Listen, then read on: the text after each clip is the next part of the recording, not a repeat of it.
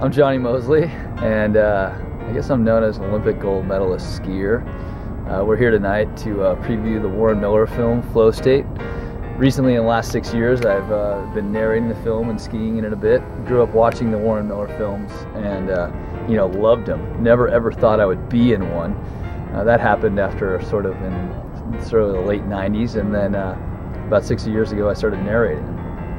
On the ski front, I'm still sort of in the ski world. I have a deal with Squaw Valley and Alpine Meadows, which is one of my favorite things. I'm an ambassador, chief mountain host, so I promote the area.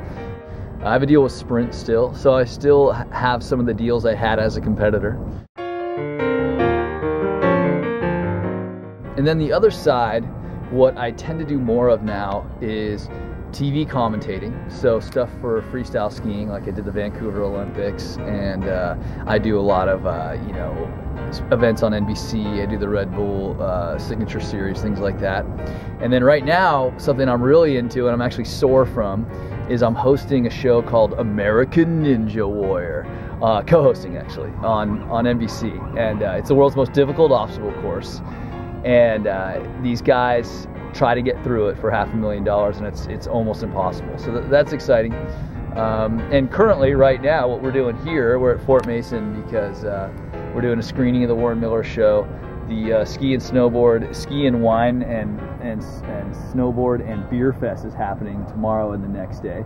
And the guy who puts it on, a guy named Jim McAlpine, started a company called Snowbomb, and this is his concept, to take a ski and snowboard show in the fall and put it together with beer and wine fest, and it's been a hit ever since the last 3-4 years we've been doing it, and people love it. They come down, they get excited about the season. All the resorts are here kind of pitching themselves, and they have some wine and beer and hang out.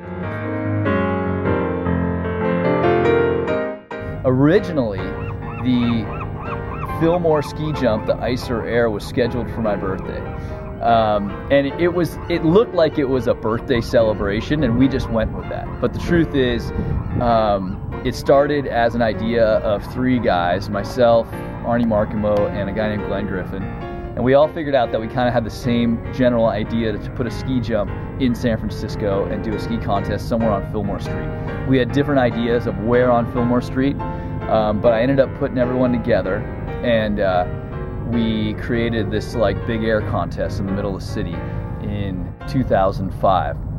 And what started as kind of a fun idea that was going to promote Glenn Griffin's wax company called Icer Air, and the rest of us were going to have some fun, turned into a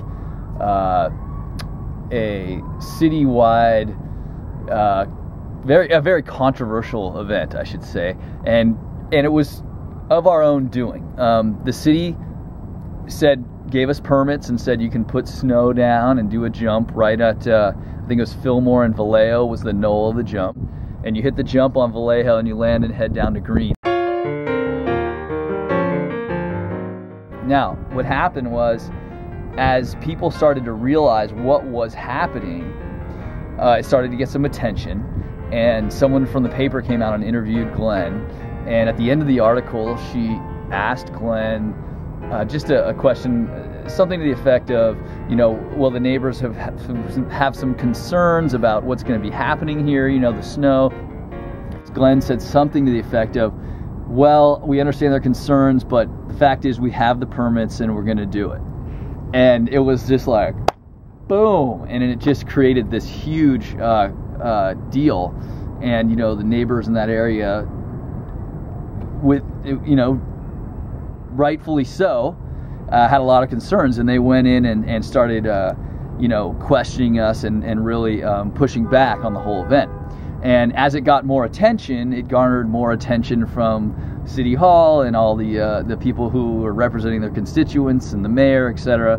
And it just became a bigger deal than it was ever supposed to be. More police, more money. We had a woman getting married at the Flood Mansion, and she did not want amplified music over her wedding. And just one thing after another, and we kept just dealing with all these issues. of course, everyone thought, wow, who is this Moseley guy throwing this ridiculous party on his birthday that's going to close off our streets? And so it just became this big media nightmare, and we were doing a lot of damage control. But in the end, we got the event.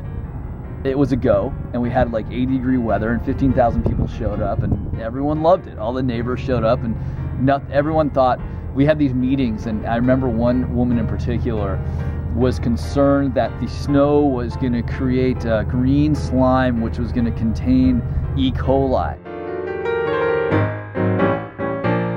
It was an experience, and you know, it went off, and it was a good event, and everyone was safe, and it didn't cause any damage. Actually, we had one of the concerns was that the snow was going to flood Union Street. We couldn't even get the snow out of there. We had to get a loader in there working full time to get it out of there, and you know, it was fun.